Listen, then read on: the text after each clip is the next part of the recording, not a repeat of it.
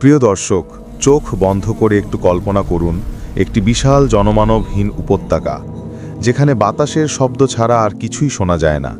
কিন্তু মাটির দিকে তাকালে আপনার গায়ের লোম দাঁড়িয়ে যাবে, কারণ সেই উপত্যকার ধুলোবালির সাথে মিশে আছে হাজার হাজার মানুষের হাড়গোড়। হাজার হাজার মানুষ যারা মৃত্যুকে ফাঁকি দেওয়ার জন্য ঘর ছেড়ে পালিয়েছিল। তারা ভেবেছিল তারা বেঁচে গেছে, তারা নিরাপদ। কিন্তু মহাকাশ থেকে একটিমাত্র শব্দ নেমে এলো, একটিমাত্র হুকুম, তোমরা মরে যাও।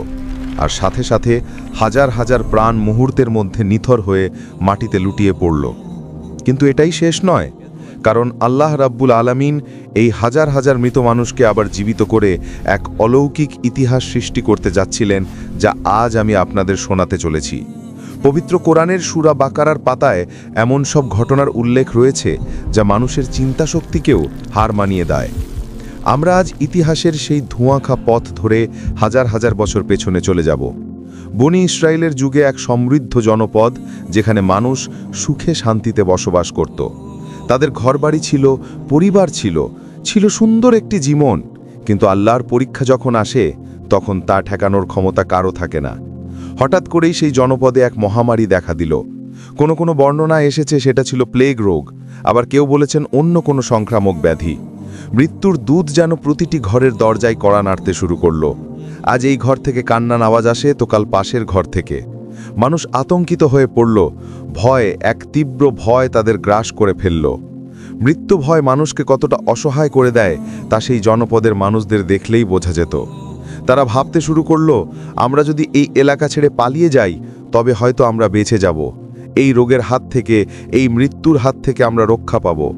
শয়তান তাদের মনে কুমন্ত্রণা দিল। তাকদীর বা ভাগ্যের উপর বিশ্বাস রাখার বদলে তারা মৃত্যুর ভয়ে এলাকা ছাড়ার সিদ্ধান্ত নিল। একজন দুজন নয়, 10 বা 20 জন নয়। তাফসিরের কিতাবগুলোতে এসেছে তাদের সংখ্যা ছিল হাজার হাজার। কেউ কেউ বলেছেন 10,000, আবার কেউ বলেছেন 300-এরও বেশি মানুষ। ভাবুন একবার, একটি পুরো শহর খালি হয়ে যাচ্ছে, রাস্তাঘাট লোকে লোকারণ্য, কিন্তু কারো মুখে কোনো হাসি নেই, আছে শুধু বাঁচার আকুতি। তারা তাদের বাড়িঘর, তাদের স্মৃতি, তাদের সব কিছু ফেলে শুধু জানটা বাঁচানোর জন্য দলে দলে শহর ছেড়ে বেরিয়ে পড়ল। তাদের উদ্দেশ্য ছিল একটাই, এমন কোনো জায়গায় যাওয়া যেখানে এই মহামারী নেই, যেখানে মৃত্যু তাদের ছুঁতে পারবে না। তারা আল্লাহর ফয়সালাকে এড়িয়ে নিজেদের বুদ্ধিতে বাঁচতে চেয়েছিল। চলতে চলতে তারা এসে পৌঁছালো এক বিশাল উন্মুক্ত প্রান্তে, একটি প্রশস্ত উপত্যকা, জনবসতি থেকে অনেক দূরে, খোলামেলা বাতাস। এখানে এসে তারা স্বস্তির নিঃশ্বাস ফেলল। তারা একে অপরকে বলতে লাগলো, আমরা বেঁচে গেছি, এখানে সেই রোগ নেই, এখানে মৃত্যু আমাদের নাগাল পাবে না। তাদের মনে তখন এক ধরনের অহংকার জন্ম নিল, যেন তারা মৃত্যুকে হারিয়ে দিয়েছে। তারা তাঁবু ফেলল, বিশ্রাম নিতে শুরু করল। চারদিকে হাজার হাজার মানুষের কোলাহল, প্রাণের স্পন্দন। তারা ভাবছিল তাদের এই পালানোর কৌশল সফল হয়েছে, কিন্তু তারা ভুলে গিয়েছিল এক মহাসত্য, জীবন এবং মৃত্যু কেবল আল্লাহ রাব্বুল আলামিনের হাতে। তিনি যদি কাউকে মৃত্যু দিতে চান, তবে পৃথিবীর কোনো দুর্গ, কোনো পাহাড় বা কোনো জনমানবহীন প্রান্তর তাকে রক্ষা করতে পারে না। আর আল্লাহ যদি কাউকে বাঁচাতে চান, তবে আগুনের কুণ্ডলীর মাঝেও তিনি তাকে বাঁচিয়ে রাখতে পারেন। আল্লাহ সুবহানাহু ওয়া তাআলা তাদের এই পলায়ন এবং তাকদীরের উপর তাদের এই অবিশ্বাসকে লক্ষ্য করলেন। তিনি চাইলেন পুরো পৃথিবীকে এবং কিয়ামত পর্যন্ত আসা সব মানুষকে একটা শিক্ষা দিতে। তিনি চাইলেন এটা দেখাতে যে মৃত্যু থেকে পালানোর কোনো পথ নেই। ঠিক সেই মুহূর্তে, যখন তারা নিশ্চিন্তে বিশ্রাম নিচ্ছিল, যখন তারা ভাবছিল বিপদ কেটে গেছে, ঠিক তখনই আসমান থেকে কোনো বজ্রপাত হলো না, কোনো আগুন বর্ষিত হলো না। আল্লাহ রাব্বুল আলামিন মাত্র একটি শব্দ উচ্চারণ করলেন, তোমরা সবাই মরে যাও। মাত্র একটি হুকুম, আর সাথে সাথে সেই কোলাহলপূর্ণ উপত্যকা নিস্তব্ধ হয়ে গেল। কেউ চিৎকার করার সময় পেল না, কেউ কারো দিকে তাকানোর সুযোগ পেল না। যে যেখানে ছিল, যে অবস্থায় ছিল, ঠিক সেই অবস্থাতেই তাদের রূহ বা আত্মা শরীর থেকে বেরিয়ে গেল। হাজার হাজার মানুষ চোখের পলকে লাশে পরিণত হল। একটু আগেও যারা নিজেদের খুব বুদ্ধিমান ভাবছিল, যারা ভাবছিল তারা মৃত্যুকে ফাঁকি দিয়েছে, এখন তারা সবাই সেই খোলা আকাশের নিচে নিথর দেহ হয়ে পড়ে রইল। বাতাস থমকে গেল, পাখিরা হয়তো সেই স্থান ত্যাগ করল।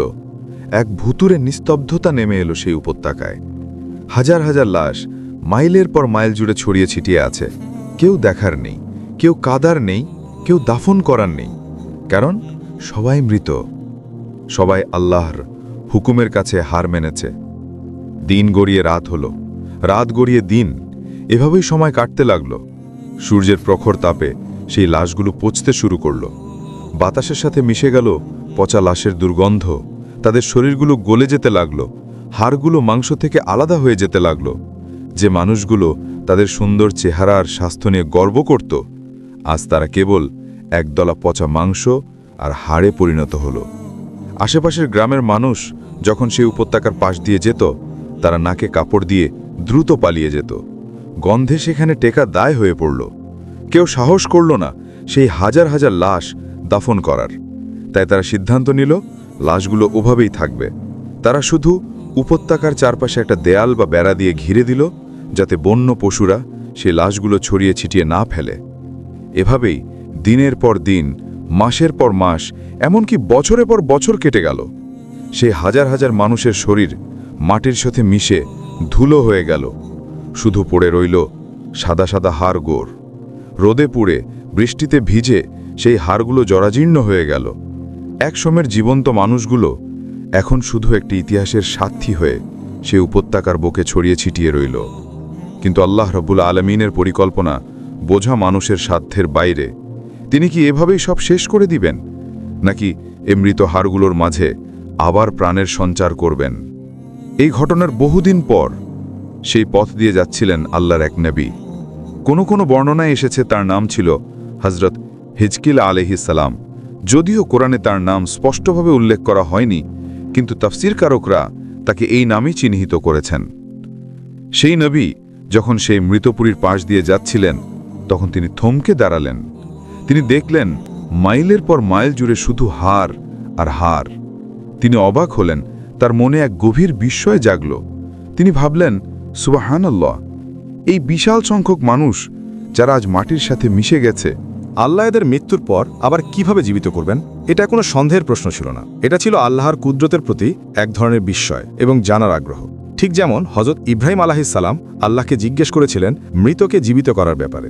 হযরত হিজকিল আলাইহিস সালাম সেই হাড়গুলোর দিকে তাকিয়ে রইলেন এবং আল্লাহর কাছে মনে মনে প্রার্থনা করতে লাগলেন। তার অন্তরে এক গভীর হাহাকার তৈরি হলো এই হতভাগ্য মানুষগুলোর জন্য। তখন আল্লাহ রাব্বুল আলামিন তার নবীর মনের কথা বুঝতে পারলেন। আল্লাহ চাইলেন এই নবীর মাধ্যমে পৃথিবীবাসীকে তার কুদরতের এক মহিমান্বিত নিদর্শন দেখাবেন। সেই জনমানবহীন পচাগলা হাড়ের উপত্যকায় তখন ওহী নাজিল হলো। আল্লাহ সেই নবীকে বললেন, হে নবী, তুমি কি চাও আমি এদের জীবিত করে দেখাই? তবে তুমি এই হাড়গুলোকে ডাক দাও। নবী আশ্চর্য হলেন, কিন্তু আল্লাহর নির্দেশের উপর পূর্ণ আস্থা রাখলেন। তিনি প্রস্তুত হলেন এক অকল্পনীয় দৃশ্য দেখার জন্য। যে হাড়গুলো বছরের পর বছর রোদে পুড়ে বৃষ্টিতে ভিজে মাটির সাথে মিশে গেছে, আজ সেগুলো আল্লাহর হুকুমে নড়ে উঠবে। হযরত হিজকিল আলাইহিস সালাম আল্লাহর নির্দেশ পেয়ে সেই ছড়িয়ে ছিটিয়ে থাকা হাজারো হাড়ের দিকে মুখ করে দাঁড়ালেন। চারদিকে পিনপতন নীরবতা, শুধু বাতাসের শনশন শব্দ। তিনি গভীর শ্বাস নিলেন এবং আল্লাহর শেখানো বাক্য উচ্চারণ করার জন্য প্রস্তুত হলেন। তিনি উচ্চস্বরে সেই মৃত হাড়গুলোকে উদ্দেশ্য করে বললেন, হে জরাজীর্ণ হাড়সমূহ, হে বিচ্ছিন্ন কঙ্কালরা, আল্লাহ তোমাদের হুকুম দিচ্ছেন, তোমরা জোড়া লেগে যাও, তোমরা একত্রিত হও। আর ঠিক তখনই সেই উপত্যকায় এক অদ্ভুত ঘটনা ঘটতে শুরু করল, যা কোনো মানুষের পক্ষে কল্পনা করাও সম্ভব নয়। নবীর কণ্ঠস্বর মিলে যেতেই হঠাৎ মাটির বুক কেঁপে উঠল। এক অদ্ভুত খটখট শব্দ শুরু হলো। মনে হলো যেন মাটির নিচে ভূমিকম্প হচ্ছে। কিন্তু না, এটা ভূমিকম্প ছিল না, এটা ছিল আল্লাহর কুদরতের এক অবিশ্বাস্য প্রদর্শনী। আপনি যদি সেই দৃশ্য দেখতেন, ভয়ে হয়তো আপনার হৃৎস্পন্দন থেমে যেত। হাজার হাজার বছর ধরে আলাদা হয়ে থাকা হাড়গুলো, যা ধুলোর সাথে মিশেছিল, বাতাসের তোড়ে এক জায়গা থেকে অন্য জায়গায় ছড়িয়ে ছিটিয়ে ছিল, সেগুলো হঠাৎ জীবন্ত হয়ে উঠল। তারা একে অপরকে খোঁজা শুরু করল। এক অলৌকিক চুম্বক যেন তাদের আকর্ষণ করছে। যার পায়ের হাড়, সে ঠিক ফুরে এসে তার হাঁটুর সাথে জোড়া লাগলো। যার হাতের আঙ্গুল, তা এসে কবজির সাথে মিলল। পাজলের হাড়গুলো মেরুদণ্ডের সাথে এসে নিখুঁতভাবে গেঁথে গেল। কয়েক মুহূর্তের মধ্যে সেই বিশাল উপত্যকা, যা একটু আগেও শুধু ধুলো আর বালিতে ভরা ছিল, তা ভরে গেল হাজার হাজার কঙ্কালে, হাজার হাজার হাড়ের কাঠামো। ঠিক যেমনটি তারা মৃত্যুর আগে ছিল, ঠিক সেই আকৃতি ধারণ করল। নবী হযরত হিজকিল আলাইহিস সালাম অপলক দৃষ্টিতে তাকিয়ে রইলেন। বিস্ময়, তার মুখ দিয়ে কোনো কথা বের হচ্ছিল না। তিনি দেখছেন আল্লাহর হুকুম কিভাবে মৃত বস্তুকে আকার দিচ্ছে। কিন্তু তখনও কাজ শেষ হয়নি। এগুলো শুধু হাড়ের খাঁচা। আল্লাহ রাব্বুল আলামিন তার কুদরত দেখানো অব্যাহত রাখলেন। নবীর চোখের সামনেই সেই হাড়গুলোর উপর গোস্ত গজাতে শুরু করল। লাল টকটকে মাংসপেশি হাড়গুলোকে জড়িয়ে ধরল। এরপর তৈরি হল শিরা, উপশিরা, রক্তনালী। সবশেষে এক পাতলা চামড়ার আবরণ এসে সেই শরীরগুলোকে ঢেকে দিল। সুবহান আল্লাহ! একটু আগেও যা ছিল পচা হাড়, এখন সেগুলো এক একটি পূর্ণাঙ্গ মানুষের দেহ। হাজার হাজার দেহ সারিবদ্ধভাবে পড়ে আছে, কিন্তু তাদের বুকে কোনো শ্বাস নেই, চোখে কোনো পলক নেই, শরীরে কোনো নড়াচড়া নেই। তারা যেন হাজার হাজার মাটির মূর্তি নিথর হয়ে পড়ে আছে।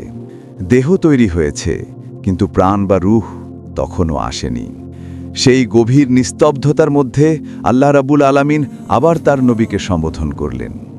ওহী নাজিল হলো, হে নবী, তুমি তো দেখলে আমি কিভাবে দেহ তৈরি করলাম।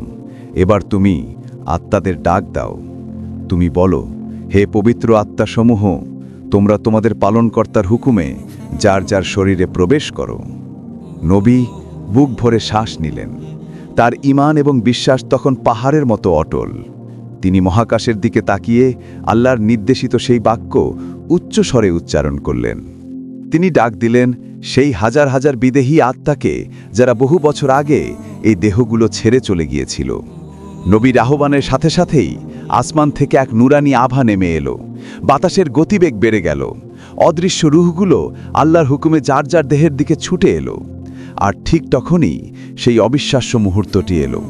প্রথমে একটি আঙ্গুল নড়ে উঠল, তারপর চোখের পাতা কেঁপে উঠল। বুকে ভিতর হৃৎপিণ্ডটা ধকধক করে বিট করতে শুরু করল। ফুসফুস বাতাস টেনে নিল। হাজার হাজার বছর পর তাদের শরীরে আবার উষ্ণ রক্ত প্রবাহিত হতে শুরু করল। একজন, দুইজন, 10 জন নয়, হাজার হাজার মানুষ যারা বহু যুগ আগে মরে পচে গলে গিয়েছিল, তারা সবাই একযোগে চোখের পলকে উঠে বসল। তারা এমনভাবে তাকালো যেন তারা মাত্রই ঘুম থেকে উঠেছে। তাদের চোখে মুখে কোনো ভয় ছিল না, ছিল এক অদ্ভুত বিস্ময়। তারা নিজেদের হাত পায়ের দিকে তাকাচ্ছে, একের অপরের মুখের দিকে তাকাচ্ছে। তারা বিশ্বাস করতে পারছে না যে তারা আবার ফিরে এসেছে। দাঁড়িয়ে গেল পুরো এক জনসমুদ্র। তাদের গায়ে সেই পুরনো জরাজীর্ণ কাপড়গুলোই ছিল যা পরে তারা মারা গিয়েছিল, কিন্তু তাদের শরীর ছিল একদম তাজা এবং জীবন্ত। উঠে দাঁড়িয়েই তারা সমস্বরে একটি বাক্য উচ্চারণ করল। তাদের কারোরই জানা ছিল না যে অপরজন কি বলবে, কিন্তু আল্লাহর কুদরতে সবার মুখ দিয়ে একসাথে বের হলো আল্লাহর প্রশংসা। তারা আকাশ বাতাস কাঁপিয়ে চিৎকার করে বলল, সুবহান আল্লাহ, সুবহানাকা লা ইলাহা ইল্লা আন্ত, অর্থাৎ আল্লাহ পবিত্র। হে আল্লাহ, তুমি পবিত্র, তুমি ছাড়া আর কোনো ইলাহ নেই। পুরো উপত্যকা তাদের সেই গগনবিদারী আওয়াজে প্রকম্পিত হয়ে উঠল। হাজার হাজার কণ্ঠে আল্লাহর তাওহীদের ঘোষণা এক অকল্পনীয় পরিবেশ তৈরি করল। হযরত হিজকিল আলাইহিস সালাম এই দৃশ্য দেখে আল্লাহর শুকরিয়া সিজদায় লুটিয়ে পড়লেন। তিনি নিজের চোখে দেখলেন, ইন্নাল্লাহা আলা কুল্লিন কাদির, অর্থাৎ নিশ্চয়ই আল্লাহ সবকিছুর উপর ক্ষমতাবান। সেই গগনবিদারী ধ্বনি যখন থামল, তখন উপত্যকায় নেমে এলো এক গভীর প্রশান্তি। হাজার হাজার মানুষ যারা মৃত্যুর স্বাদ গ্রহণ করেছিল, তারা এখন একে অপরের দিকে তাকিয়ে চোখের পানি ফেলছে। তারা বুঝতে পারল তাদের পালানোটা কতটা বোকামি ছিল। তারা বুঝতে পারল যে আল্লাহর হুকুম ছাড়া গাছের একটা পাতাও নড়ে না, আর মৃত্যু তো অনেক বড় ব্যাপার। তারা অনুতপ্ত হলো এবং মনে প্রাণে বিশ্বাস করল যে জীবন ও মৃত্যুর মালিক একমাত্র আল্লাহ। তারপরে এই বিশাল কাফেলা তাদের সেই পুরনো শহরের দিকে রওনা দিল। ভাবুন তো সেই দৃশ্যটা, যেই শহর একদিন জনশূন্য হয়ে গিয়েছিল, আজ সেই শহরের রাস্তায় ধুলো উড়িয়ে হাজার হাজার মানুষ ফিরে আসছে। শহরের যেসব মানুষ রয়ে গিয়েছিল অথবা যারা পরে সেখানে বসতি গড়েছিল, তারা এই দৃশ্য দেখে ভয়ে এবং বিস্ময়ে বাকরুদ্ধ হয়ে গেল। তাদের মনে হলো যেন কিয়ামত শুরু হয়ে গেছে, কবর থেকে মানুষ উঠে আসছে। কিন্তু যখন তারা কাছে এসলো, একে অপরকে চিনতে পারল। সন্তান তার বাবাকে চিনল, স্ত্রী তার স্বামীকে চিনল, ভাই তার ভাইকে বুকে জড়িয়ে ধরল। কান্নার রোলে আকাশ বাতাস ভারী হয়ে উঠল। তবে তাফসিরের কিতাবগুলোতে, বিশেষ করে তাফসিরে ইবনে কাসিরে, হযরত আবদুল্লাহ ইবনে আব্বাস রাদিয়াল্লাহু তাআলা আনহু থেকে একটা চমকপ্রদ তথ্য এসেছে। এই যে হাজার হাজার মানুষ যারা মৃত্যুর পর আবার জীবন পেল, তারা কিন্তু একদম আগের মতো স্বাভাবিক ছিল না। আল্লাহ রাব্বুল আলামিন তাদের পুনরুজ্জীবিত করলেন ঠিকই, কিন্তু তাদের গায়ে একটা বিশেষ চিহ্ন রেখে দিলেন। বর্ণনায় এসছে তাদের চেহারা কিছুটা ফ্যাকাশে হয়ে গিয়েছিল এবং তাদের গায়ের রং বা অবয়বে এমন একটা ছাপ ছিল যা দেখলেই মানুষ বুঝতে পারত এরাই সেই লোক যারা মারা গিয়েছিল। এবং আল্লাহ এদের আবার জীবিত করেছেন। তারা যখন নতুন কাপড় পরত, তবু সেই কাপড়ের ভিতর দিয়ে যেন মৃত্যুর একটা আভা ফুটে উঠত। লোকেরা তাদের দিকে আঙ্গুল তুলে বলতো, ওরাই তো সেই লোক যাদের আল্লাহ মৃত্যু দিয়েছিলেন আবার জীবিত করেছেন। তারা বহুদিন বেঁচে ছিল, স্বাভাবিক মানুষের মতোই তারা খাওয়া দাওয়া করেছে, সংসার করেছে, ইবাদত করেছে, কিন্তু আজীবন তারা এই মৃত্যুঞ্জয়ীর তকমা বা চিহ্ন বহন করে বেরিয়েছে। অবশেষে যখন তাদের নির্ধারিত হায়াত শেষ হলো, তখন তারা আবার স্বাভাবিক মৃত্যুবরণ করল এবং তাদের নিজেদের বিছানায় শুয়েই শেষ নিঃশ্বাস ত্যাগ করল। এখন প্রশ্ন হলো, আল্লাহ কেন এই অসাধ্য সাধন করলেন? কেন তিনি 1000 বছর আগের সেই পচা হাড়গুলোকে আবার জোড়া লাগিয়ে জীবিত করলেন? শুধুই কি অলৌকিকতা দেখানোর জন্য? না, এর পেছনে রয়েছে আমার এবং আপনার জন্য এক বিশাল শিক্ষা, যা কিয়ামত পর্যন্ত প্রত্যেকটা মানুষের জন্য প্রযোজ্য। এই ঘটনার মাধ্যমে আল্লাহ সুবহানাহু ওয়া তাআলা মানবজাতিকে 2টি মহাসত্য জানিয়ে দিলেন। প্রথমত, তাকদীর বা ভাগ্যের উপর বিশ্বাস। সেই মানুষগুলো ভেবেছিল তারা এলাকা ছেড়ে পালালে মৃত্যুকে ফাঁকি দিতে পারবে। তারা ভেবেছিল তাদের কৌশল আল্লাহর ফয়সালাকে বদলে দেবে, কিন্তু আল্লাহ তাদের মৃত্যু দিয়ে প্রমাণ করে দিলেন যে তোমরা যেখানেই থাকো না কেন, মৃত্যু তোমাদের নাগাল পাবেই। এমনকি তোমরা সুউচ্চ দুর্গের ভেতরে অবস্থান করলেও মৃত্যু ভয়ে জিহাদ বা দায়িত্ব থেকে পালানো কিংবা মহামারী থেকে বাঁচার জন্য আল্লাহর উপর ভরসা না করে পালানো কোনোটাই মুমিনের কাজ নয়। বাঁচার মালিক আল্লাহ, মারার মালিকও আল্লাহ। আর দ্বিতীয় শিক্ষাটি হলো পুনরুত্থান বা পরকাল। অনেক মানুষ প্রশ্ন করে, আমি যখন মরে পচে গলে মাটি হয়ে যাব, তখন আল্লাহ আমাকে আবার কিভাবে জীবিত করবেন? বানি ইসরায়েলের এই ঘটনাটি সেই প্রশ্নের চাক্ষুষ জবাব। আল্লাহ দেখিয়ে দিলেন, যিনি প্রথমবার কোনো কিছু ছাড়া মানুষ সৃষ্টি করতে পারেন, তার জন্য পচা হাড় আর ধুলোবালি থেকে মানুষকে দ্বিতীয়বার সৃষ্টি করা অনেক বেশি সহজ। আজকের এই ভিডিওটি শেষ করার আগে নিজের বুকের উপর হাত রেখে একবার ভাবুন, আমরা কি মাঝে মাঝে সেই বনি ইসরায়েলের মতো আচরণ করি না? আমরাও কি দুনিয়া সামান্য বিপদ দেখে রিজিকের ভয় পেয়ে আল্লাহকে ভুলে অন্যায় পথে পা বাড়াই না? আমরা ভাবি আমরা হয়তো সফল হয়ে যাব, কিন্তু আমরা ভুলে যাই আমাদের সব পরিকল্পনা ব্যর্থ হয়ে যেতে পারে আল্লাহর একটা মাত্র হুকুমে। তাই আসুন, মৃত্যু থেকে পালানোর চেষ্টা না করে মৃত্যুর পরবর্তী জীবনের জন্য প্রস্তুতি নেই। কারণ সেই উপত্যকার হাজার হাজার মানুষকে আল্লাহ দ্বিতীয়বার সুযোগ দিয়েছিলেন, কিন্তু আমাকে এবং আপনাকে হয়তো দ্বিতীয় কোনো সুযোগ দেওয়া হবে না। একবার চোখ বন্ধ হলে আর ফিরে আসার কোনো পথ নেই। আল্লাহ আমাদের সবাইকে সঠিক বুঝ দান করুন এবং ঈমানের সাথে মৃত্যু নসিব করুন। আমিন।